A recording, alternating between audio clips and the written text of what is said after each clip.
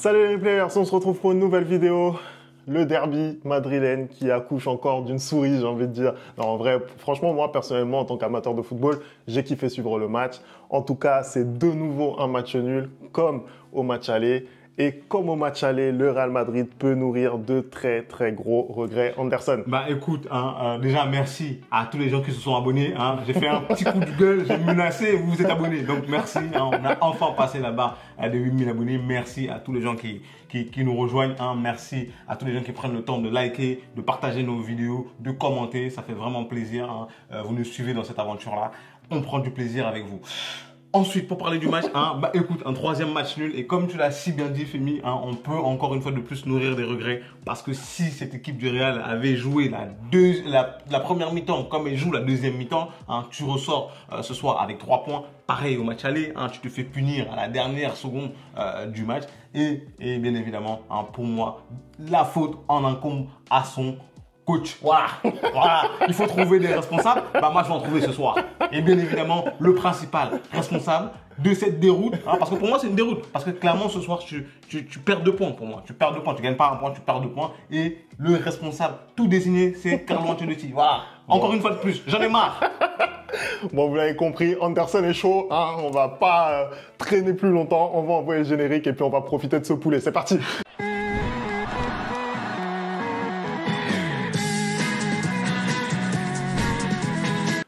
Beaucoup de choses à dire, Anderson, sur ce match. Beaucoup de choses à dire. Il y a eu pas mal de faits de jeu.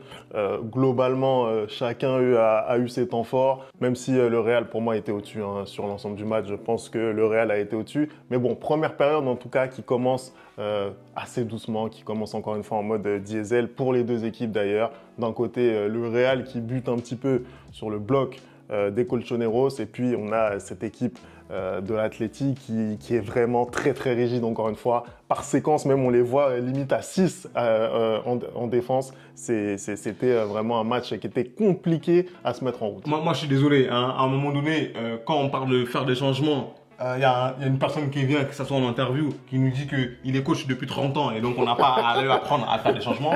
Bah écoute, tu es coach depuis 30 ans et tu sais toujours pas jouer contre des blocs bas. Bah c'est extraordinaire. C'est extraordinaire. Tu as gagné 6 Ligues des Champions, je sais même plus combien de Ligues des Champions, mais tu sais pas jouer contre des blocs bas parce que chaque fois que cette équipe elle arrive face à des blocs bas, elle sait pas jouer. Je pense que, comment il s'appelle, Diego Simeone, il a fait un preview, c'est-à-dire que 24 heures avant le match, il a annoncé comment il allait jouer. Il a dit en Mondiovision, bien évidemment qu'on allait poser le bus, mais bien évidemment que Ancelotti, il n'a pas la solution, il ne sait pas comment faire. Après, pour sa défense, c'est vrai qu'il y a beaucoup d'équipes, même des équipes très fortes, qui butent sur des blocs bas. Bien évidemment, je ne dis pas non, mais il y a aussi des équipes qui arrivent à jouer contre des blocs bas. En tout cas, moi, dans cette première mi-temps, j'ai absolument rien à garder. Hormis Raúl Asensio, je suis désolé, tout est catastrophique. Et peut-être Rodrigo aussi, excuse-moi. Peut-être Rodrigo, Raúl Asensio et Rodrigo. Mais sinon, hormis ces deux-là, pour moi, tout le reste est catastrophique. Je vois une équipe qui a absolument aucune envie. Je vois une équipe qui n'est pas en train de jouer un match qui est crucial, qui est décisif, qui est un match tournant coup près pour sa saison. Je vois les joueurs sur le terrain qui n'ont aucune envie. Et ceux qui cristallisent le plus cette première mi-temps absolument désastreuse et catastrophique, c'est Vinicius Junior. Vinicius Junior, il a été l'ombre de lui-même en première mi-temps. Mbappé aussi, dans une moindre mesure, je trouve que un peu moins quand même que Vinicius, il est catastrophique. Jude Bellingham aussi, je suis désolé, première mi-temps, il est catastrophique. Le seul en attaque qui fait quelque chose, c'est Rodrigo, parce que depuis quelque temps, Rodrigo, c'est le meilleur joueur de cette équipe du Real Madrid. En défense, bah, c'est pas mieux. Je suis désolé, Tchouaméni, c'est toujours pas son poste, il est catastrophique. On va en revenir là-dessus d'ailleurs. Lucas Vazquez à droite, c'est catastrophique. Je suis désolé. Moi, aujourd'hui, je ne peux pas blâmer le milieu de terrain. Typiquement, je ne peux pas blâmer Ceballos aujourd'hui parce qu'il fait le travail de 2 personnes. Parce que, Jude, ton premier poste, c'est milieu de terrain. Je comprends que tu aimes bien te projeter et aller marquer des buts, mais fais d'abord ton taf. Donc, quand il monte comme ça, Ceballos, il est obligé de compenser pour 2 hommes et ça devient beaucoup plus compliqué. Donc, cette première mi-temps, pour moi, elle est totalement catastrophique. Et l'autre personne qui m'énerve encore plus dans cette première mi-temps, c'est Ancelotti, parce que quand je regarde la compo, Femi, je vois un 4-2-3-1 sur le papier. Mais quand je regarde le match, qu'est-ce que je me rends compte? Je me rends compte en fait que c'est un 4-4-2. Pourquoi? Parce que Vinicius et Mbappé sont tous les deux au centre. Il y a Au début de la saison, on disait que tout le monde jouait à gauche. Là, aujourd'hui, on a vu tout l'inverse. Tout le monde joue à droite ou au centre. Personne ne voulait jouer à gauche. Et en fait, à un moment donné, j'ai pas compris. J'ai dit que même Vinicius, qui d'habitude s'excentre énormément, il est tout le temps au centre. Bah, quand je regarde la deuxième mi-temps et que je vois que Vinicius colle la ligne gauche, ça se voit clairement qu'en première mi-temps, c'était une consigne.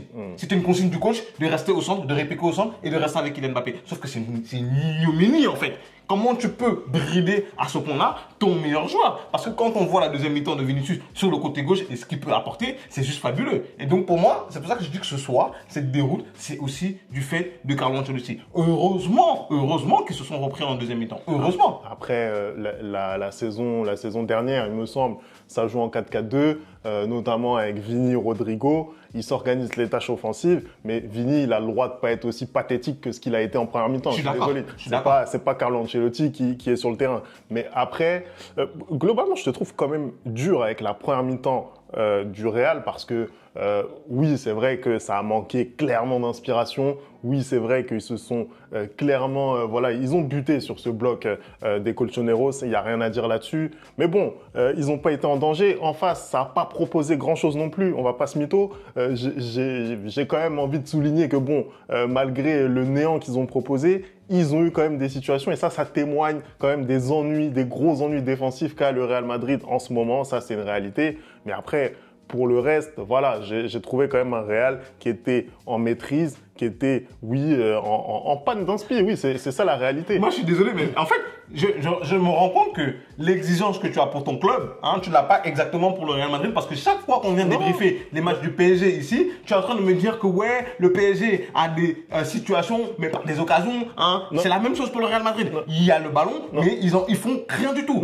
La première mi-temps, c'est zéro tir cadré, mec. Zéro tir cadré. Mais après, je te dis, voilà, ils étaient en panne d'inspiration, c'est ce que je te dis. Après, on a aussi le droit de dire que voilà, ils ont été quand même au-dessus de cet Atlético qui n'a pas proposé grand-chose. Mais voilà, c'est ça en fait. Mais c'est ça, le truc c'est que tu ne peux que être au-dessus de cet Atlético parce qu'ils viennent dans le but de défendre et de ne rien proposer. Leur tactique, elle est simple, attendre et contre-attaquer. Donc, si toi, en tant que Real Madrid, tu n'es pas au-dessus de cet Atlético, à un moment donné, tu arrêtes de jouer au football. Tu arrêtes de jouer au football. Moi, je suis désolé, hein, tu peux pas avoir dans ton effectif des joueurs comme Mbappé, des joueurs comme Rodrigo, des joueurs comme Vinicius et ne pas trouver la solution face à cet Atlético Madrid. Je suis désolé, tu dois prendre la profondeur. Tu dois comprendre en tant que coach ce qu'il te faut pour pouvoir percer cette défense. Et quand tu regardes bien, à chaque fois que le Real a accéléré en deuxième mi-temps, tu vois qu'elle est prenable cette équipe. Bien sûr, tu vois qu'elle est prenable si tu mets de l'intensité et si tu mets de la vitesse dans ton jeu. Mais évidemment que si tu ralentis et que tu fais tourner le ballon toutes les 2 minutes tranquille et tout, ils ont le temps de se placer, ils ont le temps de s'organiser. Mais si tu mets un peu de vitesse dans le jeu, ils sont désorganisés.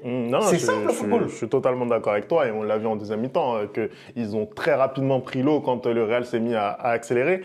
Anderson, j'aimerais qu'on parle maintenant, il sait sur quoi je vais le lancer, j'aimerais qu'on parle du principal fait de jeu dans ce match. Il intervient en fin de première période, c'est ce penalty concédé par Aurélien Tchouaméni sur Samuel Lino. Anderson, je te pose la question clairement et j'attends une réponse claire. Y a-t-il, selon toi, penalty? Écoute, avant de te répondre, je vais te dire quelque chose. Personnellement, quand je vois mon club qui envoie des lettres pour parler de l'arbitrage, ça ne me plaît pas. Ça ne me plaît pas parce que voilà, pour moi, c'est pas une mentalité comment dire, de porter comme ça à feu l'arbitrage en Espagne, même si je le dis, oui, même si je le dis, il est catastrophique cet arbitrage-là. Mais bon, j'estime que le Real n'a pas à faire ce qu'ils font. Maintenant, quand je vois depuis le début de la saison tous les arbitrages catastrophiques qu'il y a pour le Real Madrid, je peux comprendre. Et quand je vois l'arbitrage qu'il y a ce soir, je me dis, je ne peux que penser que c'est une conséquence de cette lettre du Real Madrid. Parce que, je te jure, Femi, mettre un penalty sur cette action-là, c'est... Tu sais quoi? Même les fans du Barça qui vont venir regarder la vidéo, s'il vous plaît, dites la vérité. On sait tous, en étant fans de football, que jamais de la vie il y a penalty.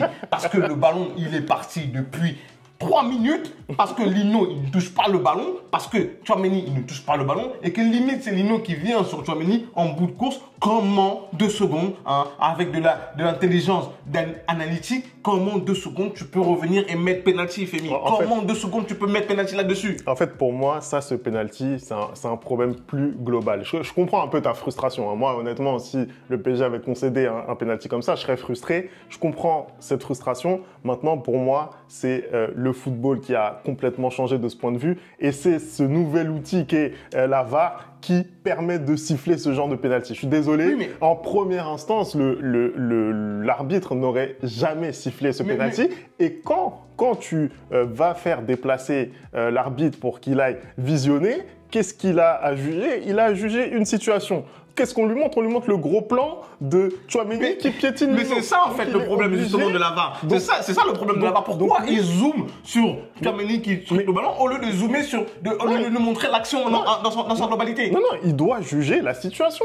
Il doit juger la situation. Est-ce qu'il y a faute selon lui? Si c'est faute, c'est penalty. Tu vois, après, moi encore une fois, pour moi, c'est pas l'essence du football. Tu vois ce que je veux dire? Pour moi, là, encore une fois, c'est un penalty. Il est jamais sifflé s'il n'y a pas cet outil-là. Et c'est comme si, en fait, on va chercher des fautes. Moi, je suis même pas d'accord. Voilà. Moi, je suis même pas d'accord, Femi, parce que, typiquement, même s'il y a cet outil-là, parce que pour moi, la VAR, elle est là pour aider les arbitres, même s'il y a cet outil-là, il ne doit pas y avoir penalty, parce que on rappelle quand même que à la VAR, c'est aussi un arbitre, hein. On rappelle que il doit avoir l'intelligence de se dire que non, à aucun moment, l'Union aurait eu le ballon, hein, et qu'il n'y a pas faute. Parce que si tu fais ça, hein, il y a même pas 3 semaines, il y a eu la même chose où Vinicius, il déborde côté gauche, hein, il fait un centre, on le piétine derrière, il tombe, mais l'arbitre ne siffle pas penalty parce que il a déjà centré le ballon. Si tu fais ça, le nombre de penalty que tu vas accorder aux équipes, parce que un joueur qui déborde par exemple dans le côté et qui centre le ballon et après coup quelqu'un qui vient lui faire une faute alors que le ballon est déjà parti, bah c'est penalty aussi. Hein. En fait, le truc c'est que c'est deux poids, c'est 2 poids 2 mesures. Je suis désolé, c'est tout le temps 2 poids 2 mesures. Mais... Si tu me dis que Tchouaméni empêche Lino d'avoir le ballon par son geste, même si Lino ne touche pas le ballon, aucun souci, il y a penalty. Mais là, le ballon il est déjà passé. Tu peux pas mettre un penalty là-dessus. Je suis désolé, tu peux pas mettre un penalty là-dessus. Moi, je suis encore une fois, je comprends la frustration. Moi, ce que je vois, c'est que on a déjà vu des pénaltys sifflés pour ça. On l'a déjà vu. On a déjà vu des pénaltys où justement le ballon est déjà parti. Même des pénaltys sifflés en faveur du Real Madrid où le ballon est déjà parti, mais qu'il y a faute. Voilà, le pénalty il est sifflé. Après, moi, je trouve ça encore une fois déplorable. En fait, le problème, encore une fois, c'est le 2 poids 2 mesures. C'est la différence de jugement d'un match à l'autre, d'un arbitre à l'autre, d'une situation à l'autre. Et moi, je peux t'assurer que vu ce qui s'est passé cette semaine avec les polémiques et tout, si ça avait été dans l'autre sens, il n'aurait jamais sifflé penalty. Il n'aurait jamais sifflé penalty parce que on le sait très bien que l'arbitrage est catastrophique en Liga. On le sait très bien. Et le fait que le Real aujourd'hui vienne, se lève et dénonce ça, bah il pose un problème. Il y a énormément de clubs de Liga qui se sont dit que ouais, on va se liguer avec les arbitres contre le Real, hein, parce que c'est ce qui s'est passé. On a eu une coalition. Hein, on n'a pas entendu nos principaux adversaires, à savoir le Barça, parce que eux-mêmes, ils savent que voilà, leur président a fait la même chose il y a un an. Et on sait très bien qu'aujourd'hui, l'arbitrage doit changer en Liga. Moi, quand je parle, les gens ont l'impression que je ne parle que pour le Real. Non, c'est pas vrai. Il y a des situations où le Barça s'est mangé des pénaltys, on ne sait même pas pourquoi. Il y a des situations, même l'Atlético, c'est catastrophique. En fait, c'est le corps arbitral espagnol qui est catastrophique. Et les gens ne comprennent pas ça. Non, parce que, en fait, moi, ce qui m'énerve, c'est le clubisme. C'est le clubisme. C'est-à-dire qu'ils sont là, c'est pas les supporters du Real qui vont se plaindre de l'arbitrage. Arrêtez. Arrêtez un peu. Parce qu'ils sont en train de sortir la statistique comme quoi c'est le premier penalty que le Real encaisse depuis le début de la saison. Mais, s'il vous plaît, ils font comme si tous les penaltys qu'on a eu depuis la saison, ils n'étaient pas mérités. Arrêtez un peu. S'il y a bien une équipe qu'on vole depuis le début de cette saison, c'est le Real Madrid. Arrêtons. J'allais dire on se plaint pas, mais si on se plaint parce que vas-y, ce que le club a fait pour moi c'est juste lamentable parce que au final tout ce que tu fais c'est attiser encore plus la haine, hein, et du coup les arbitres au final quand ils vont venir arbitrer le Real, ben, ils vont avoir ça dans un coin de la tête et finalement peut-être des décisions qui auraient pas été prises vont être prises contre toi, hein, pour servir d'exemple. T'as pas à faire ça, t'es le Real Madrid, t'es un grand club, t'as pas à faire ça, je suis désolé, mais force de constater que l'arbitrage, il est à 2 poids 2 mesures depuis quelques temps et puis il est catastrophique parce que dans aucun monde tu siffles ça, tu siffles ce penalty, je suis désolé, dans aucun monde, dans aucun championnat tu siffles ce penalty là, voilà. Parlons un petit peu du positif, Anderson. Il y a eu une deuxième période dans ce match, hein. T'as peut-être tendance à l'oublier, mais il y a eu une deuxième période et ça a été quand même une deuxième période qui a été bien mieux menée de la part du Real. Ils ont très vite réagi grâce à Rodrigo Mbappé, notamment grâce à Rodrigo parce que ce qu'il fait, d'ailleurs tu l'as dit, c'est le meilleur joueur du Real depuis quelques semaines maintenant et sur ce qu'il fait encore une fois sur ce but, bah, c'est très fort. Parle-nous un petit peu là de cette deuxième période, de ce que tu en as pensé parce que là, pour le coup, il y a eu du mouvement et là, il y a eu un bon Real. Bah, là, pour le coup, je suis satisfait. Là, je suis satisfait de ce que j'ai vu en deuxième mi-temps. J'ai vu des joueurs qui bougeaient, j'ai vu des combinaisons, j'ai vu des appels de balles, j'ai vu de l'intensité, hein, j'ai vu une équipe qui avait envie de revenir dans le match, qui avait envie de gagner le match. Voilà, s'ils peuvent me faire la même mi-temps hein, contre City, mais pendant 90 minutes, bah, je suis preneur. Même si tu fais ce genre de match-là et que tu perds, bah, c'est pas grave. Tu me montres en moins que tu as envie de jouer, tu me montres un peu que tu as de l'envie, hein, tu me montres que tu es une équipe qui a du caractère. Parce que moi, Femi, ce qui me dérange le plus sur cette équipe par rapport à l'année dernière, c'est le caractère. Elle ne fait preuve d'aucun caractère dans les grands matchs. Et aujourd'hui, ce soir, en deuxième mi-temps, elle a été capable de faire preuve de ce caractère-là. Et ça s'est passé notamment par un excellent Rodrigo, hein, je l'ai dit depuis quelques temps, c'est le meilleur joueur de cette équipe-là. Hein, quand on pense qu'il y a énormément de joueurs, de supporters qui voulaient le mettre sur le banc, alors que là, depuis quelques temps, des 4 fantastiques, en tout cas, c'est celui qui s'en sort le mieux. Hein, il a encore été artisan de cette révolte-là. Ça passe aussi par un Jude Bellingham qui est largement meilleur en deuxième mi-temps, qui passe pas long à chaque fois de donner l'avantage au Real. Hein. Cette tête qui va sur la barre et cette tête qui finit dans les gants de blague. Ça passe aussi par un Vinicius qui s'est réveillé en deuxième mi-temps et tu le vois transcender, tu le vois transfigurer. Hein. Et quand Vinicius est dangereux, bah, le Real est dangereux. Tu vois clairement qu'on est au-dessus de cette équipe d'Atlético et c'est pour ça un peu que je nourris des regrets. Hein. Ça passe aussi par un Kylian pour le coup, pas forcément transcendant, mais qui est où il faut, au moment où il faut et qui met le but qu'il faut. Tu vois ce que je veux dire? Hein. Il passe pas loin même de mettre un doublé. Moi, où je lui en veux un tout petit peu, c'est au moment où il fait sa frappe du gauche. J'estime qu'il peut décaler le ballon à Vinicius parce que justement, première mi-temps, il y a plein de supporters, j'ai vu sur Twitter qui disent quand Vinicius prend le ballon, Mbappé va à droite. Il met pas le ballon à Mbappé, il met une frappe. Plein de supporters disent ouais, il aurait dû décaler Mbappé. Je suis désolé, non. Mbappé, il était excentré. Ça ne servait à rien de lui décaler le ballon. Alors que là, Mbappé, il est sur son pied gauche. Ça sert de donner le ballon à Vinicius qui est sur son pied droit. Je suis désolé. La passe est difficile. La passe est difficile parce que la passe, en fait, s'il la tente, il s'expose clairement à ce qu'elle soit, pour moi, à ce qu'elle soit. Mais elle est meilleure que sa frappe. Je pense qu'elle est beaucoup plus judicieuse que sa frappe du gauche, surtout qu'il sait très bien qu'il n'a pas de pied gauche. En fait, le fond du problème, pour moi, c'est plus ça. Il sait très bien qu'il n'a pas de pied gauche. Mais dans l'ensemble, en fait, je suis beaucoup plus satisfait de ce que j'ai vu en deuxième mi-temps. Ce soir, je suis satisfait du match de Fran Garcia. Moi, je milite justement, je te dis tout le temps, pour qu'il joue à la place de Mendy. Même ce soir, oui, ce soir, il a été très bon. À plein de reprises, il a bougé les joueurs de l'Atlético. Je pense d'ailleurs à un coup d'épaule qu'il met à Llorente. Moi, j'aime ce joueur. Et je suis désolé, cette saison, Mendy est dans le dur. Hein, à un moment donné, il faut faire comprendre aux joueurs quand ils sont dans le dur, hey, tu vas sur le banc, tu vois. Il n'hésite pas à le faire pour certains joueurs, mais d'autres joueurs, ils n'hésitent pas et il ne le fait pas. Pour moi, ce soir, ce match doit te servir de référent. C'est-à-dire que quand tu regardes le match de Raúl Asensio et de Ceballos, ils ne doivent plus sortir de ton 11. Ils ne doivent plus sortir de ton 11 parce que Raúl Asensio, il fait preuve de caractère. C'est ton meilleur défenseur, limite. C'est ton meilleur défenseur. Clairement. C'est ton meilleur défenseur. Parmi les disponibles, je pense que c'est clairement le meilleur. Et quand il est là, hein, tu préfères mettre un Tchouaméni hein, plutôt que Raúl Asensio, tout simplement parce que tu es sur tes choix dogmatiques. C'est-à-dire que tu préfères avoir tes anciens joueurs que des nouveaux joueurs. Non, arrêtons. On voit à quel point ce petit est fort. Et plus tu lui donnes du temps de jeu, et plus il va être fort en fait. Plus il va avoir de l'expérience. Aujourd'hui, moi, je suis désolé, si on perd ces 2 points-là, c'est de la faute d'Ancelotti. Encore une fois, tu fais ton changement à la 88e minute, mais ça sert à quoi de faire rentrer Brahim à la 88e minute? Ça sert à quoi? Je comprends qu'à un moment donné, en deuxième mi-temps, il voit que l'équipe tourne bien, donc il ne veut pas trop bouger. Mais non, fais bouger. Au moment où il fait rentrer Brahim, Simeone a déjà fait 4 changements. C'est ça qu'on appelle un coach. C'est vrai que même les premiers changements d'Ancelotti, je pense qu'ils arrivent à la 80e avec Modric et Camavinga. C'est n'importe quoi. C'est n'importe quoi. Tu dois faire des changements beaucoup plus tôt. Tu vois qu'en deuxième mi-temps, tu es supérieur à cette équipe-là. Mets des éléments pour la déstabiliser. Quand je te dis de mettre des éléments pour la déstabiliser, c'est un Modric, c'est un Camavinga, c'est un Arda Güler, c'est un Brahim. Tu as les éléments sur le banc. Mets-les. Arrête. C'est incroyable. Il n'arrive pas à battre Diego Simeone. Il n'arrive pas à le battre. Je crois qu'il a gagné que 2 fois en 10 matchs. C'est vrai que c'est compliqué. Aujourd'hui, vraiment, il y avait la matière parce que l'Atlético, pour moi, ils n'ont pas été bons parce que même dans leur registre, justement, de jouer bloc bas, d'être en transition, etc., bah, ils ont été défaillants dans l'avant-dernière passe. Tu vois ce que je veux dire? On le sent. Il y aurait pu y avoir plus de situations pour l'Atlético, des situations beaucoup plus sérieuses si sur l'avant-dernière passe, ils avaient été plus précis, justement, et ça a vraiment fait défaut.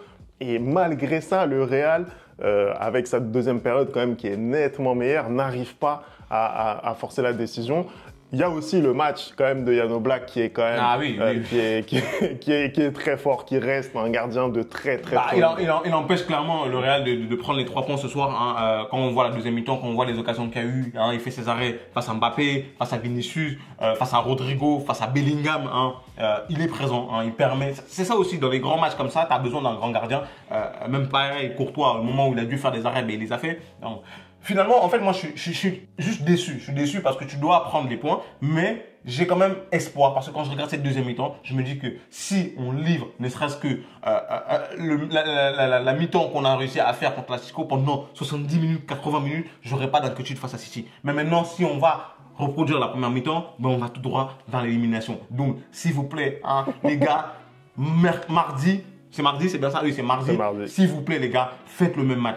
Hein, enlever la honte sur nous. Là, ce soir, on célébrait la retraite de Marcelo. Je me suis dit, mais les joueurs du Real, ils vont vraiment perdre là, devant Marcelo. Là. Ils n'ont pas honte, là. Ils n'ont pas honte.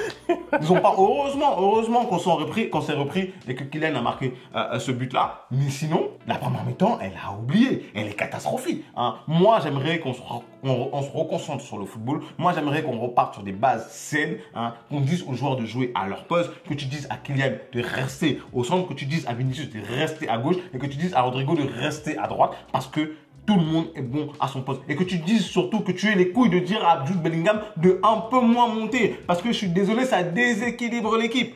Aujourd'hui, tu as beaucoup de milieux. Tu n'as pas de vrai milieu défensif en fait. Tu n'as pas de vrai milieu défensif. Si tu fais jouer à la fois Mbappé, Vinicius, Rodrigo, il faut que Bellingham descende un petit peu. Sinon, tu déséquilibres ton équipe. Sinon, si tu veux jouer comme ça, bah, tu sors un des trois devant. Tu sors un des trois. Soit c'est Vinicius, soit c'est Mbappé, soit c'est Rodrigo. Pour moi, aujourd'hui, je suis désolé, hormis Rodrigo, j'ai pas des garanties sur les deux autres. Parce que Vinicius, depuis un moment, c'est très compliqué. Mbappé, il met des buts, mais dans les grands matchs, c'est compliqué aussi. Donc, au final, fais un choix. Si tu enlèves Rodrigo, Vinicius ou Mbappé, ça ne me dérange pas. Si ton équipe doit avoir de l'équilibre, parce que quand on lui a demandé est-ce qu'il doit enlever un des joueurs devant, il a dit non, c'est plutôt à l'équipe de faire les efforts pour mieux défendre. Mais dans ce cas-là, tu leur cries dessus pour qu'ils défendent mieux. Parce que je suis désolé, aujourd'hui, je te retrouve avec une équipe où Rodrigo ne défend pas, Mbappé ne défend pas, Vinicius ne défend pas, et de temps à autre, Bellingham ne rentre pas. Donc tu te retrouves avec Ceballos qui doit faire des efforts pour tout le monde. Valverde qui doit faire des efforts pour tout le monde. Tu te retrouves avec un Tchouaméni qui est constamment en retard, avec un Raúl Asensio qui est obligé de te sortir des exploits de ouf, avec un Fran Garcia qui court de... Sois un coach, donne des instructions. C'est pas tes amis, c'est pas tes enfants. Tu es le coach du Real Madrid, bordel. C'est exceptionnel. J'en peux plus. J'en peux plus. Mais qu'est-ce qu'ils font à l'entraînement? Qu'est-ce qu'ils font à l'entraînement? Dites-moi ce qu'ils font à l'entraînement, je ne sais pas. Ça y est, Ancelotti m'a fâché le gars. Je pense qu'on va s'arrêter là, C'est mieux pour lui. C'est mieux pour lui et sa famille, c'est mieux. Et je voulais quand même préciser qu'au classement, le Real Madrid est leader de la Liga 1. J'ai l'impression qu'on a tendance à l'oublier quand on entend dire ça. Le Real est leader de la Liga. L'équipe qui fait la meilleure opération ce soir, hein, c'est le FC Barcelone. S'ils gagnent demain, ils reviennent à 1 point de l'Atlético et à 2 points du Real. Hein. Le championnat est totalement relancé et ce sera uniquement de la faute d'Ancelotti. Voilà, je l'ai dit. Voilà. Allez, merci d'avoir regardé cette vidéo. On n'oublie pas hein, les bonnes habitudes, @le replay foot. Et on va se retrouver la semaine prochaine pour la Ligue des Champions. À très vite sur la chaîne. Ciao!